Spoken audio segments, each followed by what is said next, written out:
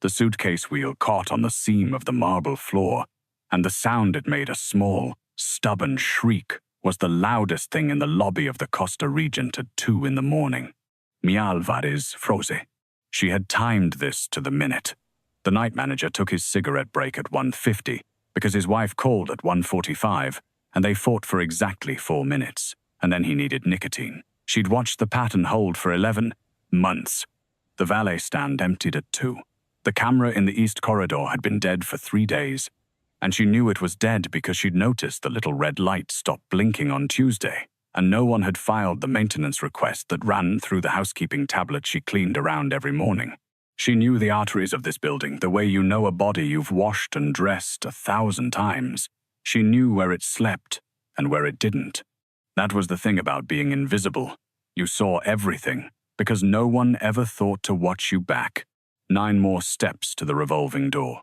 She counted them the way she counted everything now, quietly, protectively, as if numbers could be a kind of shelter. She made it 3. You picked the wrong exit. The voice didn't rise. It didn't have to. It came from the deep leather chair beside the concierge desk, the one that faced the doors, and Mia understood with a cold, sinking certainty that he had not stumbled onto her. He had been sitting there, in the dark, facing the exit she'd chosen, waiting. Adrian Costa rose without hurry. He was still in the charcoal suit from the day, tie gone, collar open, and even undone he looked like something the building had been designed around, rather than the reverse. The lobby lights were low and gold and touched the sharp architecture of his face without softening any of it. He was the most feared man in Atlantic City, and he was looking at her, a room attendant, a nobody, a woman most guests looked straight through as if she were the only object in the room with any weight. Mr. Costa. Her voice came out steadier than her hands. I'm off shift. You're off more than shift. He came closer, each step deliberate, unhurried, a man who had never in his life needed to rush toward anything. You gave 2 weeks' notice to a supervisor who doesn't have the authority to accept it. You emptied an account you thought no one watched, and you're leaving my hotel at 2 in the morning with everything you own in a bag built for a weekend. He stopped an arm's length away. So tell me where you think you're going. She noticed, because she noticed everything, that he'd said my hotel the way other men said my body, not as property but as extension. And she noticed that his right hand hung a half-inch further from his side than it should, the loose readiness of a man who was always, even here, even now, prepared for the room to turn dangerous. Away, she said. That's all. It doesn't concern you. Something moved behind his eyes, not anger, something more patient than anger, which was worse.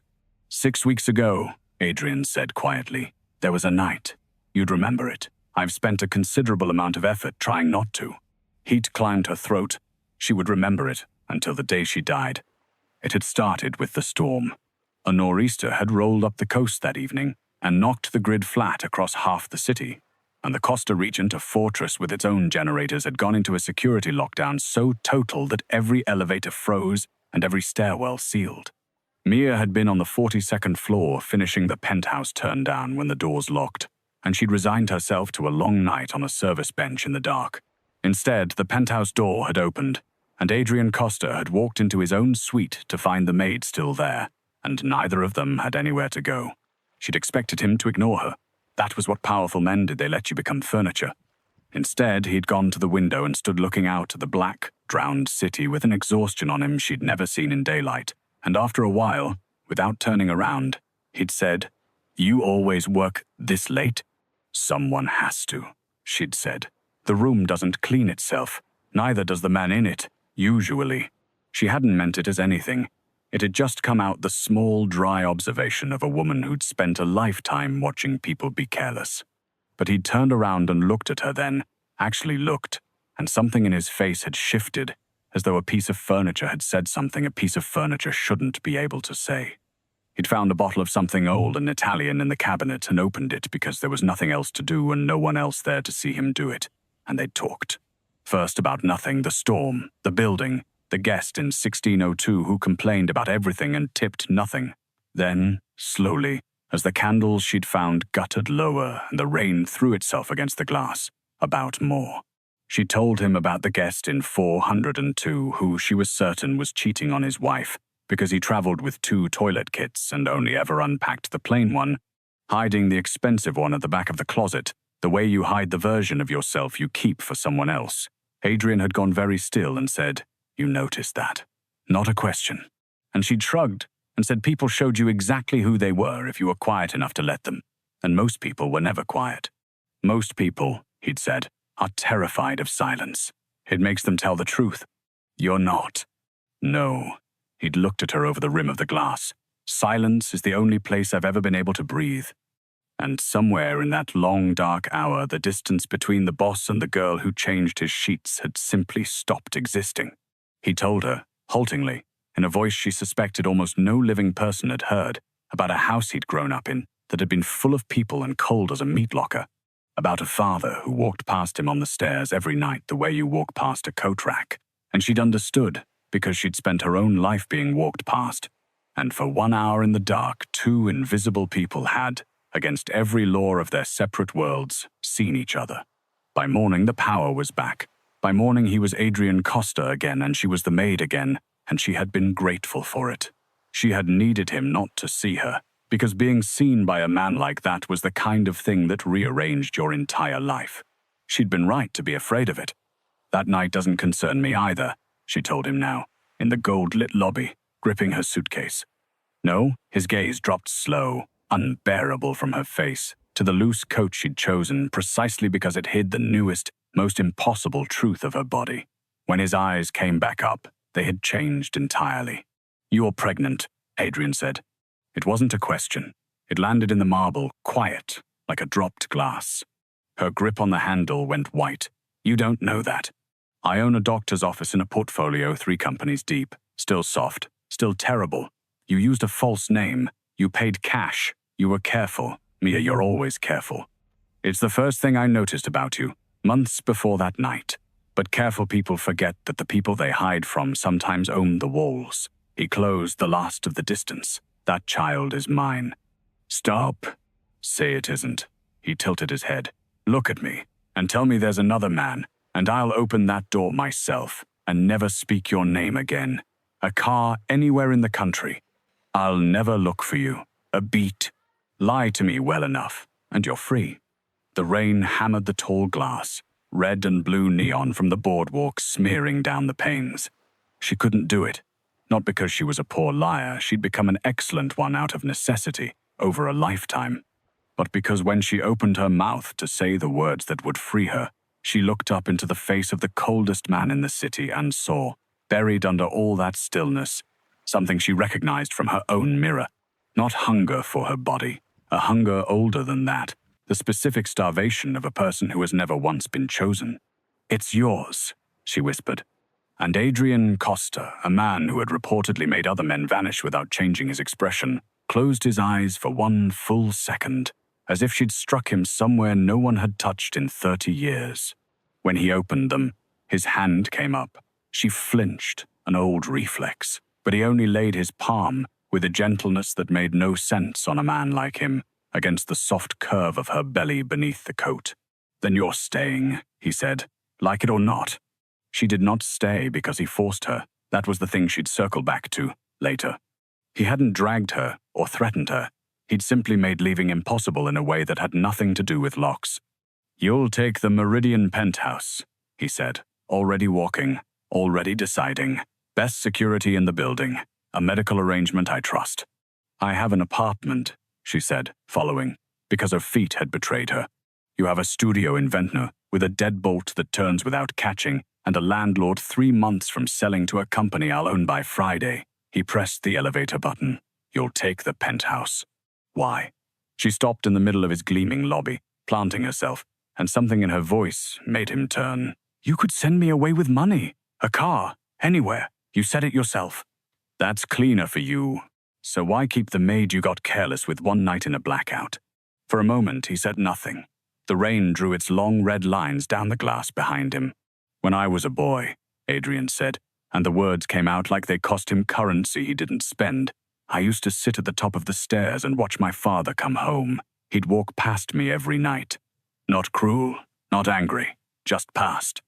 Like I was a piece of the banister."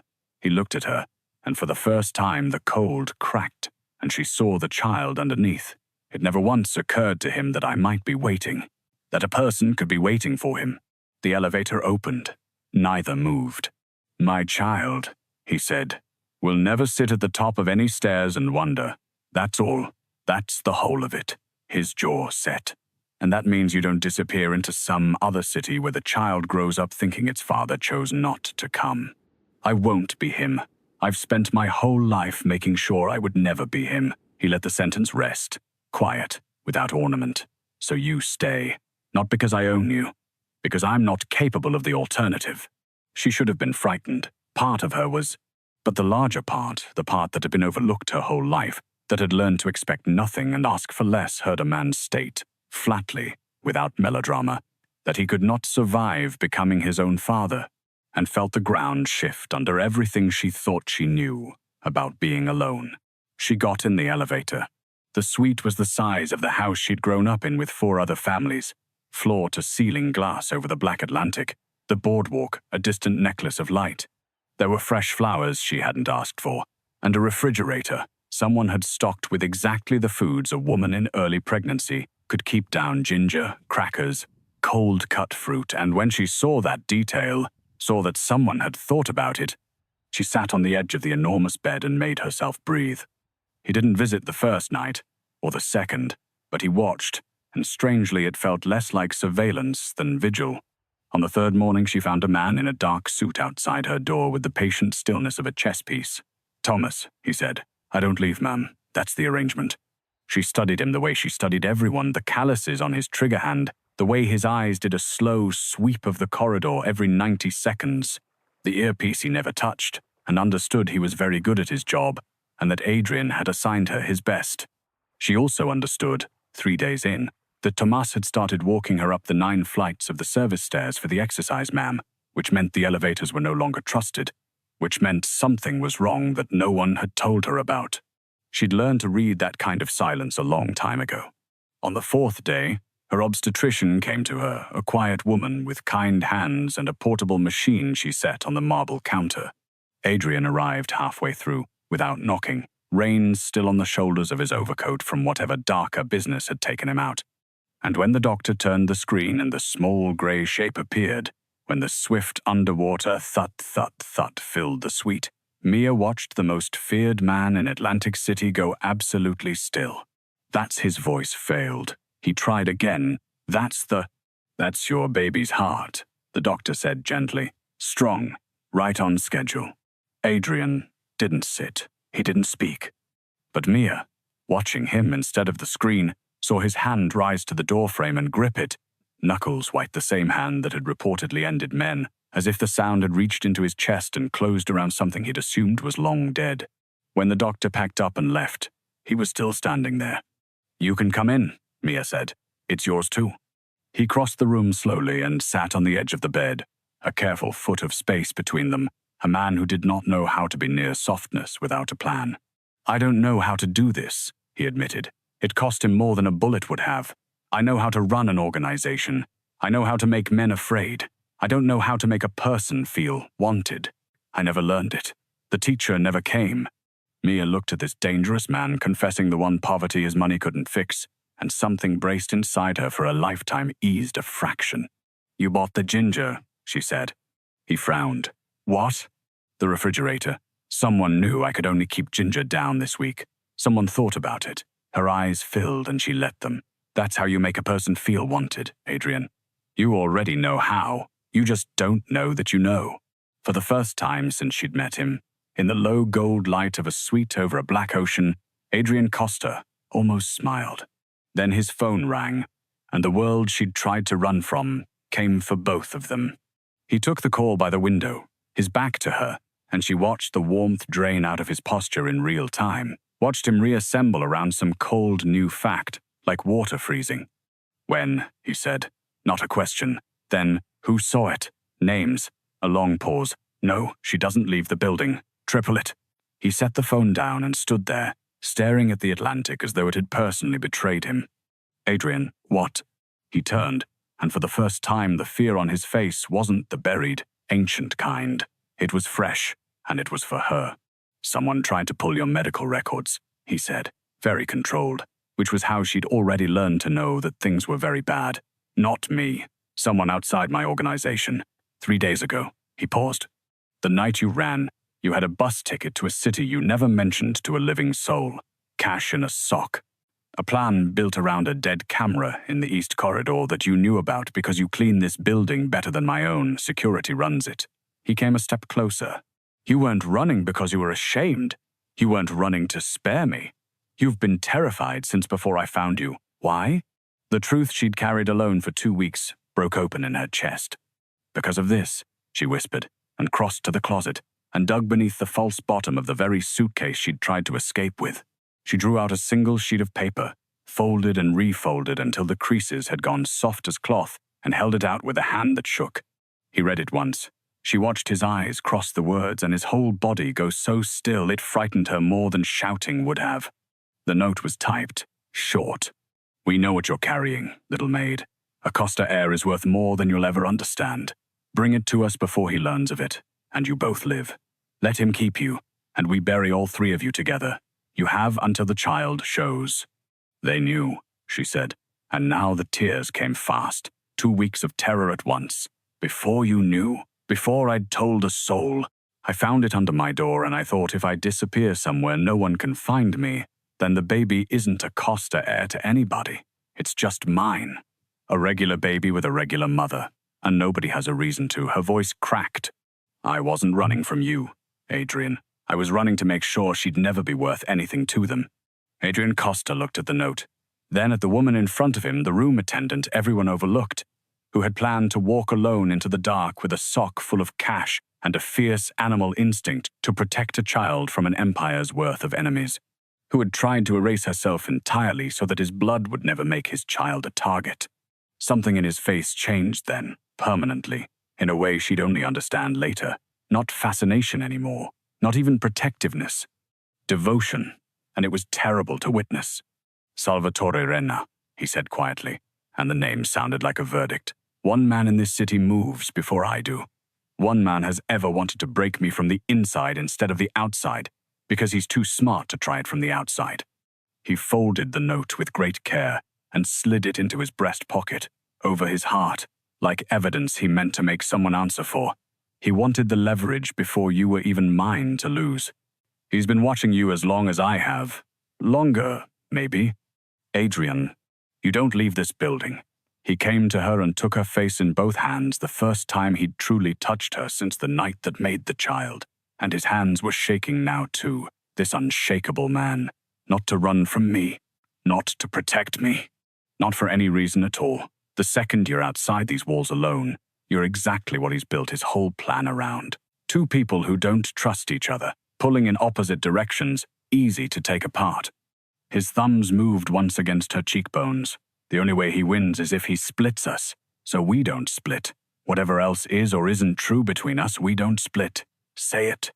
And Mia, who had spent her whole life with no one to promise anything to, looked into the eyes of the most dangerous man in Atlantic City and understood that she had, against every plan she'd ever made, stopped being alone. We don't split, she said. The war didn't announce itself. That was what the movies got wrong, she'd learn. It came sideways, in small wrong details, the way a body knows it's sick before it has a name for the illness. And Mia, who had made an entire life out of noticing what no one else bothered to saw it first. A delivery van idled across from the loading dock 2 mornings running, and on the 2nd morning the driver never got out to deliver anything, and the logo on the side was for a linen company the Regent hadn't used since a contract dispute she'd overheard housekeeping gossip about last spring, she told Tomas. Tomas's jaw tightened, and the van was gone within the hour. A new busboy appeared in the restaurant, with hands too soft for a busboy, no burn scars, no knife nicks, nails clean in a way real kitchen hands never were, and eyes that tracked her a half-second too long when she passed. She mentioned it to Tomas at the base of the service stairs. That evening, the busboy didn't come back. He wants to know, the second you see something, Tomas said. The only unprompted thing he ever told her. The boss. He said, your eyes are worth more than my whole detail. A pause. I didn't like hearing it. Turns out, he was right. Adrian moved through all of it, Like a man conducting weather, he barely slept. She'd wake at 3 and find him in the outer room of the suite, coat still on the phone in that low, even voice. And once she heard him say, "No, not that. She's carrying my child. We do this clean, or we don't do it," and understood that somewhere out in the rainy dark men were arguing with him about how far he'd go, and losing. But between the war councils, something else was growing, quiet as the child. He started staying, not standing guard staying. He'd come at night and sit in the armchair by the black window while she read, and he'd tell her, in pieces, about the cold house, the father who walked past, the mother who'd learned to disappear inside her own life until she finally disappeared from it entirely. And Mia would tell him about being the invisible girl, the one teachers forgot to call on, the one no one saved a seat for, the woman guests handed their trash to without meeting her eyes, and how she'd built a whole life out of taking up as little space as possible until this child had arrived and demanded, for the first time, that she take up more. "They look right through you," Adrian said one night, understanding completely. "Both of us. Different rooms. Same wound." "Same wound," she agreed. He crossed the room and sat on the bed beside her, closer than the careful foot he always left. His hand found hers on the blanket and closed around it, and for a long time neither spoke. Two overlooked people learning to be seen, and there was a moment, a held breath, when his eyes went to her mouth and hers to his, and the whole dangerous world outside the glass seemed to lean in. The window shattered. It happened faster than her mind could accept. The tall pane simply unmade itself into a spray of glass and roaring wind, and the flat, vicious crack, crack, crack from a rooftop across the boardwalk. Then Adrian was on her, over her, driving them both to the floor behind the bed with his whole body as a shield, one arm locked around her belly and the other around her head. And glass rained down on his back and shoulders, and he did not make a sound. "Stay down," he said into her hair, insanely calm, the calmest she'd ever heard him. I have you both." The gunfire stopped. Doors slammed. Tomas's voice, shouting. Adrian didn't move off her for a long moment, and when he finally lifted his head, she saw the blood, a line of it down his temple, more soaking dark through the shoulder of his white shirt where the glass had opened him. "You're hit." "Glass. It's nothing." He was already pulling her up, wrapping her in his coat, moving her toward the interior wall away from the ruined window, his hands checking her everywhere at once, frantic and gentle. "The baby, are you—" I'm fine. "You're sure?" His composure was gone. This was the thing under the ice, raw and enormous terror, the specific terror of a man who has found the one thing he can't survive losing. "Mia, tell me you're all right, or I won't be able to think, and I need to be able to think right now." "I'm all right." She took his bloodied face in her hands. This time she steadied him, and something enormous cracked open in her chest. "We're all right. Breathe." And the most feared man in Atlantic City pressed his forehead to hers, closed his eyes, and shook. "That was a warning," he said hoarsely. "He could have hit you. He chose not to. He put a bullet a foot from your heart to tell me he can reach into the highest room in my own building whenever he likes." His jaw hardened even as he trembled. "He wants me frightened. Frightened men make mistakes." He pulled back and looked at her, and the fear had refined itself into something colder and far more final. "He's going to get a frightened man for exactly as long as it takes me to reach him. Not 1 hour longer. No burning cities, no opera, just that flat, quiet, and far more frightening for it." They moved her that night. Through the service stairs she cleaned every morning, out a laundry exit even she hadn't known Adrian knew about, into the back of an armored SUV that pulled away from the Regent, with 3 identical vehicles peeling off as decoys through the rain. The safe house sat up the coast, an unremarkable clapboard place behind high walls, more of Adrian's men than she could count, a sea throwing itself against the rocks below all night. He didn't leave. Whatever the war required, he ran it from a room down the hall, close enough that she could hear the low rhythm of his voice through the wall like a second heartbeat. On the 3rd night, the phone brought the thing that changed everything. She knew from his silence. She came to the doorway and found him standing very still, phone lowered, his face wearing a terrible new calm. "Renner's offered a meeting," he said. "Neutral ground. Tomorrow night, in front of the other families. He'll call off the threat permanently, sworn before witnesses, on one condition." What condition? He looked at her a long moment, and she understood, before he said it, that this was the true shape of the trap, the thing the whole war had been built to produce. You, he said quietly, delivered to the meeting, alone, a gesture of good faith, he calls it. He swears no harm, swears the child lives, swears the war ends the moment you walk through the door. His voice stayed level, which frightened her. If I refuse, he burns every property I hold and comes for you anyway with everything. This way, he says, no one has to die. The rain filled the silence. It's a trap, Mia said. Of course, it's a trap. The instant you're through that door alone, you're his. The air is his leverage forever, and I spend the rest of my life dancing to keep the two of you breathing. He turned to the black window. He's not offering peace. He's offering me a collar, and he's counting on my fear to make me put it on. So you say no. If I say no, he sends men and guns. And last time I got you to the floor with half a second to spare. His reflection in the glass was a haunted thing. Every road ends with you in a room with that man, Mia. The only question left is whether I choose the room or he does. And that was the moment Mia Alvarez, the invisible girl, the overlooked woman, the room attendant no one ever saved a seat for, understood that for the first time in her life, someone needed her to be the strong one. Then we choose the room, she said, and we choose what he doesn't see coming. She stepped into the light. You keep telling your men my eyes are worth more than a detail, so use them. Walk me through his people. Everyone who'll be standing in that room. He stared at her. No, whatever you're thinking, he's built his entire plan on one belief, Adrian, that I'm the weak thing, the soft thing you bleed for. Every move he's made assumes I'm the leverage. She held his gaze. Steady now, steadier than she'd ever been, because a lifetime of being underestimated had taught her the one thing all these dangerous men had never learned: how to be looked straight through and to turn it into a blade. He's going to put me in a room and stop watching me the second he decides I'm scared. And I have spent my whole life learning exactly what people do when they've stopped watching me. She stepped closer. You don't send me in there to be his leverage. You send me in as the one person in that room he'll never once think to read. And I read him instead. For a long moment, Adrian said nothing. Then, slowly, he crossed to the table, spread out the photographs his men had gathered, and began quietly, precisely to tell her who every man in that room would be.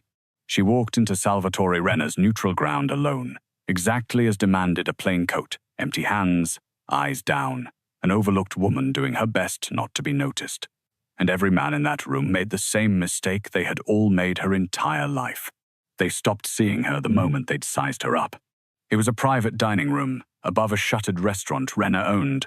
Long table, family heads seated as witnesses, soldiers along the walls. Renna sat at the head, silver-haired, soft-voiced, reptile patient, and smiled at her the way you smile at a delivered package. The famous maid, he said. You've caused a great deal of trouble for a woman who cleans rooms. I'm sorry. She let her voice shake, let her shoulders round in, gave him the frightened girl he'd cast her as. I just wanted to stop. Adrian said if I came, you'd stop. That's all I want. Smart girl. He gestured her toward a chair. Sit. We'll make it official. Your Mr. Costa learns tonight that everything a man loves can be taken from the inside. He leaned back, luxuriating. That's the only lesson that ever matters. Anything you let yourself want becomes the knife at your throat. That's true, Mia said quietly, and sat, and folded her hands, and began while she played the trembling girl to read the room the way she'd read 10,000 rooms before it. And what she saw, she'd rehearsed with Adrian for 6 hours the night before. The bodyguard at Renna's right shoulder stood with his weight on his back foot, angled a few degrees away from his own boss, the stance of a man who no longer trusted the person he was guarding. The soldier by the left window kept touching his ear, then stopping himself, then touching it again, an earpiece he was getting instructions through that weren't Renna's, because Renna hadn't spoken since she sat down, and the two men flanking the door Renna's own, according to the photographs, had let their jackets fall open in the loose, easy way of men who have already decided which side they'll be standing on when the shooting they're expecting starts. And it isn't the side of the man at the head of the table. Adrian had turned 3 of Renna's people. She'd insisted on the signs to look for. Now she could see all 3, plain as spilled wine, in the space of 90 seconds, and Salvatore Renna, watching the frightened maid tremble in her chair, could see none of them, because he had never in his life learned to look at the quiet ones. She lifted her eyes. "You should tell your man on the right to relax his shoulders," Mia said, and her voice had stopped shaking. "He's giving you away." The room went cold. Renner's smile held, but his eyes flattened. "What did you say?" "You've been so busy watching, Adrian," she said, unhurried, "that you forgot to watch the people standing behind you. It's the same mistake you made with me." She let it land. "You looked right through me the second I walked in, the way everyone does. So you never noticed I was counting. 3 of your men aren't yours anymore, Mr. Renner. They've been Adrian's for longer than you've been planning this. I could point to each of them, but I don't think I need to." She tilted her head, mild as a housekeeper noting a stain. "I think, if you look at their faces right now, you already know." And Salvatore Renner made the fatal error. At last he looked. He looked at the man on his right, who would not meet his eyes, at the soldier by the window, whose hand had frozen halfway to his ear, at the 2 by the door, whose jackets hung open and easy. In the half-second his attention left her and swung, appalled, around his own table. Mia Alvarez did the only thing she'd come to do. She reached up and unpinned the small enamel brooch from her collar, a plain thing, a housekeeper's ornament no one had thought to question, and set it on the table, lens up. It was the signal. The doors opened. Adrian Costa walked in out of the rain in his black overcoat, and behind him came men his own, and to Renner's visible horror, some of Renner's, and 2 enforcers from the other families who had spent the last 90 seconds listening, through the brooch, to a frightened maid narrate exactly which of Salvatore Renner's soldiers he'd already bought, and understanding, all at once, how much of their own money he'd been quietly stealing to fund a war none of them had ever sanctioned. Adrian didn't hurry. He crossed to Mia's chair, stood behind it, and laid one hand on her shoulder. Then he looked at Salvatore Renner with an expression of vast, arctic calm. "You put a bullet a foot from her heart," he said quietly. "You sent a letter to a pregnant woman promising to bury her child, and you did all of it because you were certain love was a weakness." His hand tightened once on Mia's shoulder. "You were half right. It's the most dangerous thing there is. You simply never understood which end of it you were standing at." The old men at the table had already begun to turn their chairs slowly, deliberately away from Salvatore Renner. In that world, it was the only sentence that mattered. Everything after was arithmetic. What became of Salvatore Renner, Mia never saw. Adrian had made sure of it. "You don't carry that," he'd told her the night before, low and certain. "Not you. Not ever." She was already being walked out, back into the clean rain, into the armored car, a coat around her shoulders that smelled like him, while behind her, an empire quietly rearranged itself around a truth it had failed to see coming. The overlooked girl had been the whole board, and not one of them had ever seen her move. The child was born in the spring, in a private wing of a hospital Adrian did in fact own, in a room full of flowers no one had told anyone to send. Our girl. Mia held her 7 pounds of impossible warmth and looked up to find Adrian Costa standing at the foot of the bed, wearing an expression she had never once seen on his face in all their dangerous months. There was no calculation in it at all. He came around the bed slowly, the way a man approaches something he doesn't believe he's allowed to have. And when Mia lifted the bundle toward him, he took his daughter into arms that had done terrible things with a tenderness that broke something open and clean in the center of the room. "She's looking at me," he said. His voice wasn't steady. It didn't need to be anymore. "She's waiting for you," Mia said, "at the top of the stairs. She'll never once have to wait long." Adrian Costa, the most feared man in Atlantic City, the boy who'd been walked past every night by a father who never wondered, bent his head over his daughter and wept, silently, the way men weep when a 30-year drought finally breaks. Then he looked up at the woman who had walked alone into a room full of killers and beaten every one of them simply by being seen at last. The woman who'd once planned to erase herself entirely so a child would never suffer his name, and who had instead given that name the one thing it had never held, a home. "Marry me," he said. Not a command this time, not a strategy, a question, the first true one he'd ever asked anyone, low and terrified and certain over the head of their sleeping daughter. Not because of her, Not because of any of it. Because I looked straight through the whole world my entire life, until I looked at you, and now I can't look at anything else. Outside, the rain had finally stopped. The Atlantic lay flat and silver to the horizon, and the first gold light was coming up over the water, over the boardwalk, over a city that had learned, too late, never to overlook the quiet ones. Mia Alvarez, who had once counted 9 steps to a revolving door because numbers felt like shelter, looked at the 2 people she would never again have to protect alone, and stopped counting. Yes, she said. And for the first time in either of their lives, neither of them was waiting at the top of the stairs for someone who would never come. Someone had finally, permanently, arrived. She had once counted 9 steps to a revolving door because numbers felt safer than hope, and in the end, it wasn't a door she walked through, but a life that finally turned to face her. That's the quiet truth underneath all of it. The people the world walks past are so often the ones seeing everything, waiting only for someone to stop and truly look. Being chosen doesn't erase a lifetime of being invisible, but it does, at last, make the waiting worth it. If Mia and Adrian found their way into you tonight, leave a like so this story reaches the next quiet person who needs it. And subscribe if you want to keep stories like this one alive. And if someone you love has ever felt overlooked, share it with them. Let them know they were always worth seeing. Now tell me, in the comments, if you had spent your whole life being looked straight through, would you have risked walking into that room or would you have kept running? The end.